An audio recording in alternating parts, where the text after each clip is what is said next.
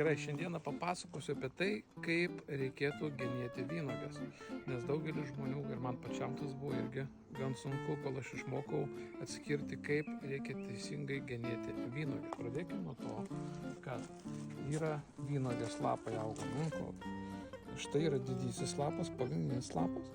Iš jo šaknies auga antras lapelis. Mums reikalingas yra vienas lapas, kuris ateityje pakeis jau pasenusi pagrindinį lapą. Štai šiuo atveju mes turime netgi kelis lapus ir pat jie mums yra nereikalingi, jie vadinami posūniai. Mes juos paimam ir iškerpam lapą. Pavyzdys vienas. Pagrindinis lapas ir va buvo apkirpta ir va auga jo pakaitinis lapas. Bet visi lapukai, kol augo toliau, jie buvo nukirpti tam, kad palikti vietos vėjo cirkuliacijai. Kodėl posūniai nereikalingi? Jeigu mes nekerpame, negenime vynuogių, tuomet gaunasi kad plinta visos lygos.